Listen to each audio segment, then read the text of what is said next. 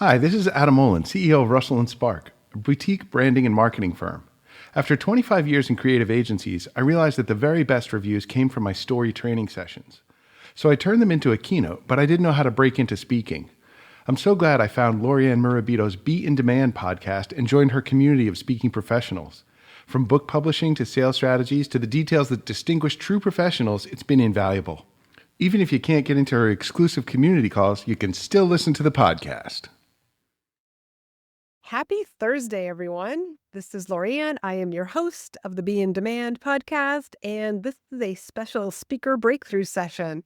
So if you are a coach, a consultant, or a service provider that is wondering how you can start having a visibility first type business, then you might want to consider booking one of these calls also. So to book your own special speaker breakthrough session, hang around to the end. But today I have my friend Shelly Neihaus. And I have been on her podcast, and she's coming on to do a special speaker breakthrough session because she knows she needs to get in the front of the room, right? Absolutely. Thanks for having me, Laurie-Ann. Thank you. So, Shelly, if you can just tell me and the audience, what do you do? Well, I am a marketing strategist and business coach for small businesses. I really specialize with the creative entrepreneur, the multi-passionate entrepreneur that really has a lot of passions and interests, and they're really good at what they do, but they may struggle with how to market and promote themselves in lead gen. So that's what my podcast is about. That's what I teach. And I just love helping people be successful and so that they can focus on what they want to do. Yeah, I love this. Thank you. So, what would you like to get out of our time together here? Well, I have been in a season for the last 12 months where I've just had to put, speaking on the back burner. I've had some personal things I've had to deal with family.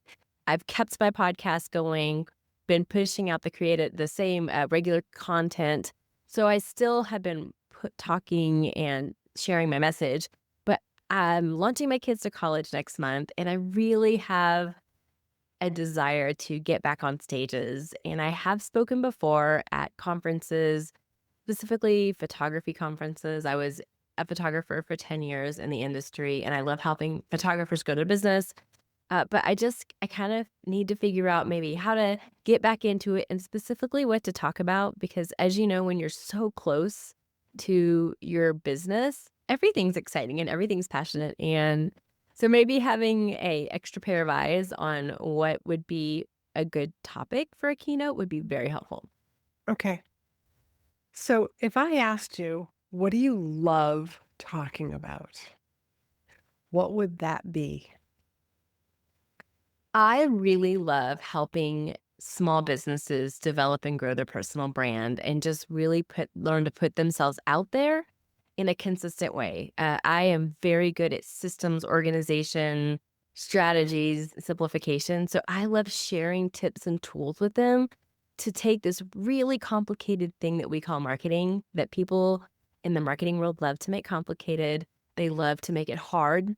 And I really think I have a gifting for simplifying it and teaching it in a way that the everyday business owner can grasp and think, you know what? I can do that too. I can put those strategies into place, and I can actually do this thing called marketing for my own business. Okay. Marketing is a very big ocean. Yes. Could you please be a pond? Okay, sure. So I really have a couple things I love talking about. Well, I specialize in email, but that's not super sexy, and people really don't get excited about going to a talk on email marketing. I've found. So I think some of the more initial topics that people like to talk about are growing your personal brand, social media content creation, because I think for the business owner, that's something that they can get their head around, that they can do. And it obviously leads into more complicated marketing things such as email and stuff like that. But I find that that's a bad place to start just because it's not so sexy, and people really like to talk about growing their personal brand, putting themselves out there, and creating content. Okay. So I like the idea of your personal brand and then creating content. And of course, my favorite thing, putting yourself out there. But my hunch is that you're putting yourself out there is different than what, like, obviously, like, I think putting yourself out there is doing an Instagram live, getting on stages, having a podcast. But it sounds to me like you're putting yourself out there is a little different. Can you talk more on that and share that with me? As far as me personally, or as far as What what I you teach my teach? clients? Yes. So honestly, I really specialize in business owners that are over 40 and they didn't grow up in the age of social media and online marketing and digital marketing. And they have a fear of putting themselves out there. They like to hide behind their work. They like to hide behind their products. They like to hide behind their brand. And so the first thing I really help them with is, the three elements of a personal brand is your name, your face, and how you make people feel. And you've really got to lean into those three pillars to create a strong personal brand. And that goes into so many different topics. But I really teach them that they have to be the personal brand. People connect with people and stories, not products and services. And they have to be willing to put themselves out there, as you know, because you're such a great coach at teaching people those things. Well, thank you. Thank you. And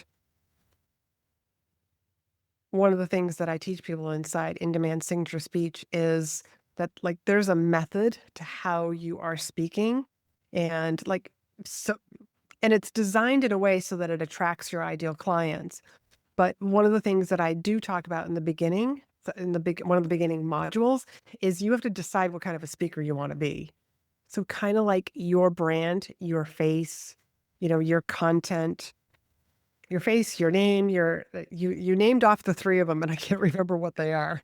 Name, face, and How you make people feel, how which you is the make. content you put out in the world.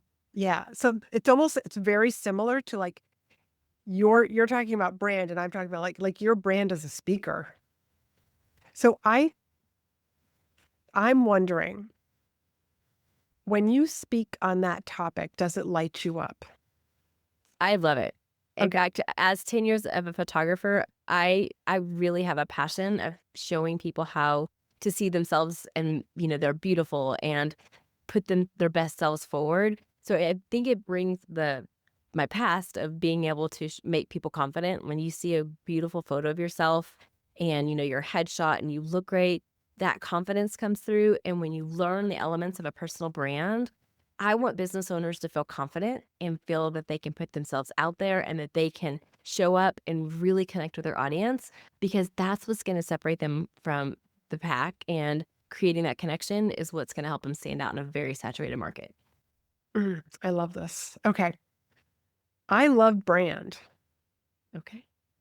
And since you already love it, I mean, your face literally lit up as you're talking about, like, here's how, like, like from my time of being a photographer and what I learned. I mean, to be able to take that also and go back to photography, like places that you've spoken, you'll be able to speak their language, which is a great way to basically get back into speaking and on stages. Is we got to get some more social proof of you being on stages. So I love the brand.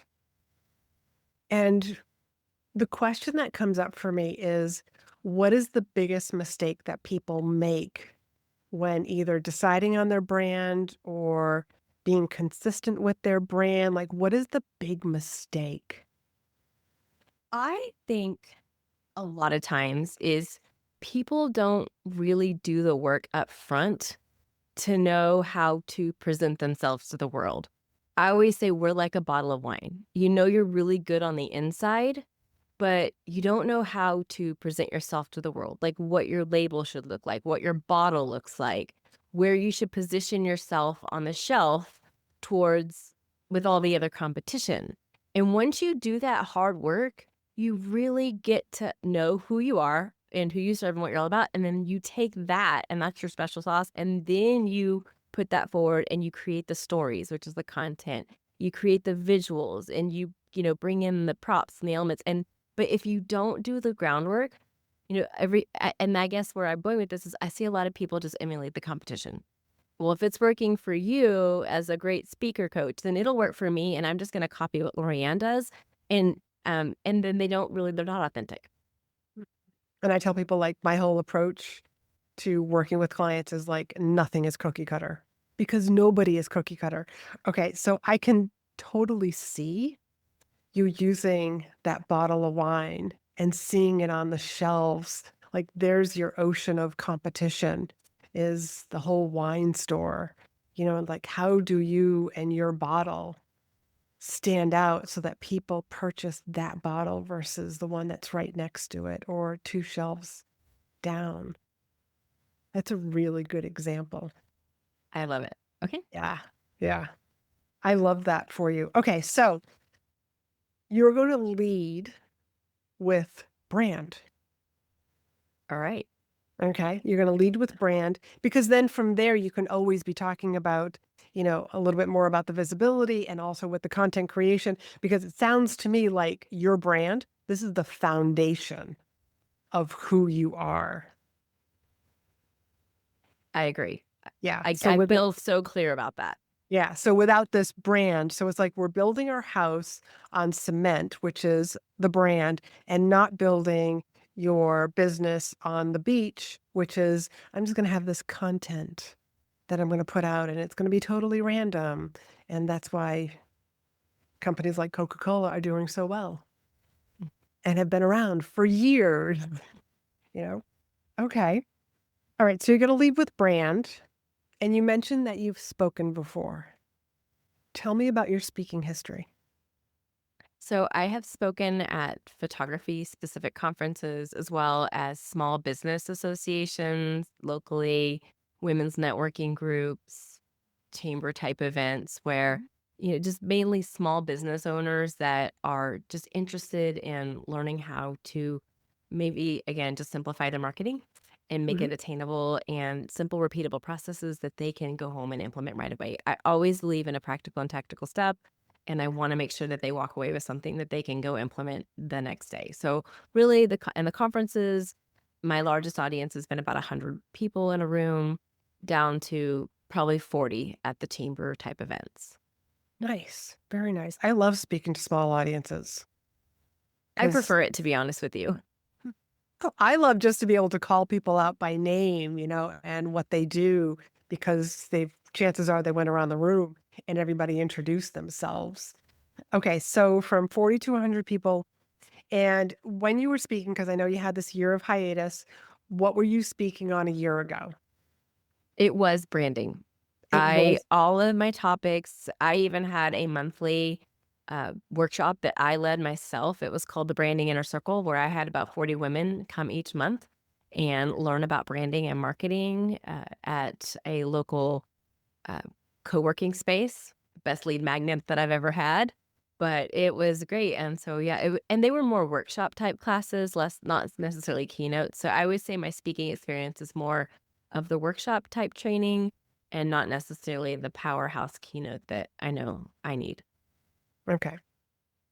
How do you feel about going back to that co-working place and I, starting I that back up? I really did enjoy that. That was so fun. Okay. I would definitely do that and get somebody to take pictures because if you do have, even like 40 women show up, I mean, that's still a good size audience that you are speaking in front of. And then what about all those photography conferences? I just have to get back on the application process and put myself out there and just plan ahead and get on those, reconnect with the vendors that were my sponsors. That's the kind of things I need to do. How likely are you to do that? To me, that's easy because I have those connections. Those are warm audiences. So it would just be, again, I know some of them are not till the next year, 2026, but just planning ahead and getting on all those conferences for the following year.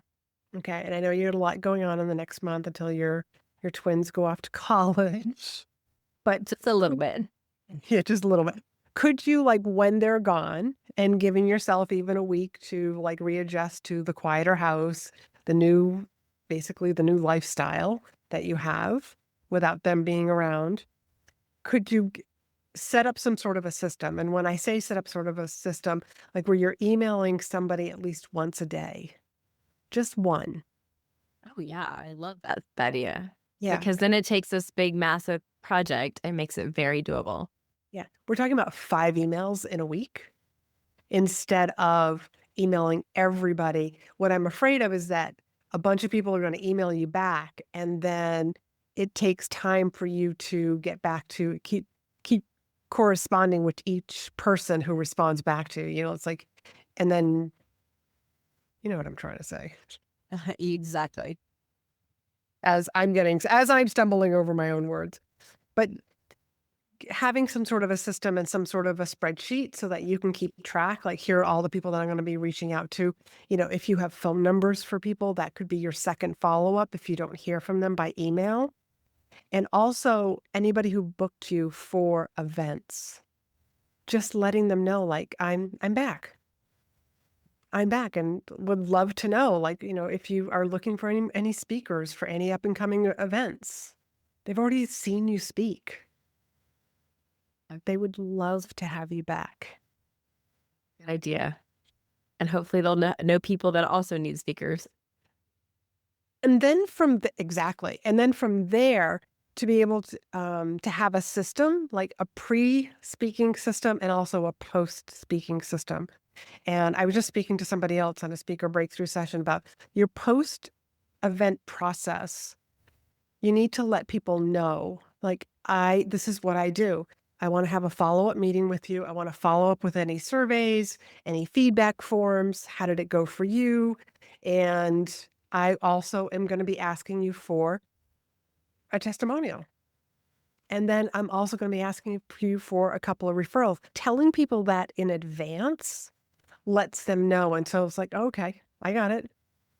I know I know what's being expected, especially if you're speaking for no fee. Like, these are things that people should just be very willing to be able to give you. You're speaking my love language of systems and getting all this set up beforehand. And that's something I can do before I get busy speaking again. And since you also have a podcast, using your podcast to get speaking events, talking about speaking, talking about the different ways that people can work with you. And I've got a bunch of podcast episodes that actually speaks directly to this, like how to use your podcast to actually get more speaking events. So I can research those unless you have them off the top of your head. I don't have them off the top of my head, but I did just look them up for another speaker breakthrough session. So we will talk more about that. And I'll have to make sure that I put the different episodes down in the show notes for anybody who's listening. But do you feel a little bit more comfortable with having a system and knowing what to do first and second? I feel so much clarity on just knowing what to talk about first, because again, we're so close to our own business and there were so many things. So you said it, make my ocean a pond. So that was the most helpful thing initially right out of the gate. And then just the easy reminder to just start researching and refreshing those old relationships, reconnecting with people. 1 email a day is so doable.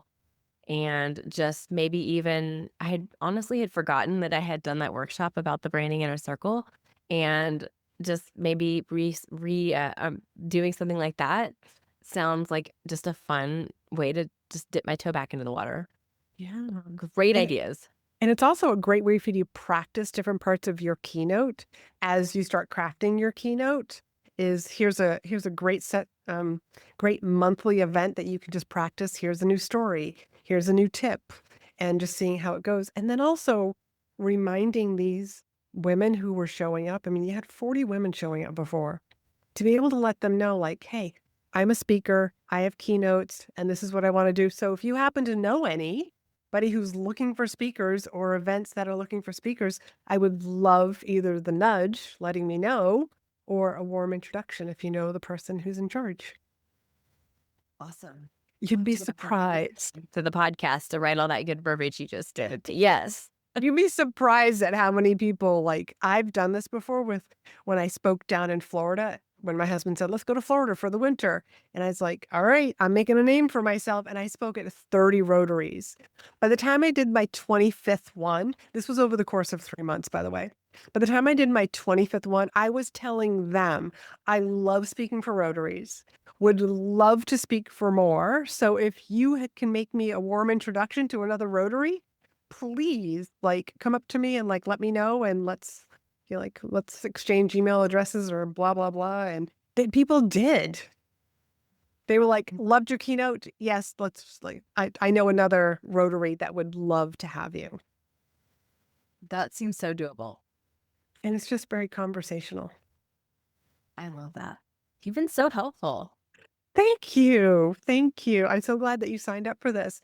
So will you let people know where they can find you, learn from you? Because since you already shared all the gold nuggets that you got from this, but where can we find you and learn from you? Well, I am Shelly Neihaus, NIEHAUS.com, and it has all of my resources, and you can even listen to my podcast on my website. But I just really have a passion for helping entrepreneurs make marketing simple and make it something that they can be excited about and not scared of, and develop that personal brand that even speakers need, because you are your own personal brand. So it really does expand into so many different areas of people's careers.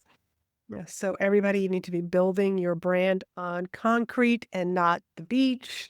So make sure you follow Shelly and go listen to her podcast for all the juicy tips and ideas and systems.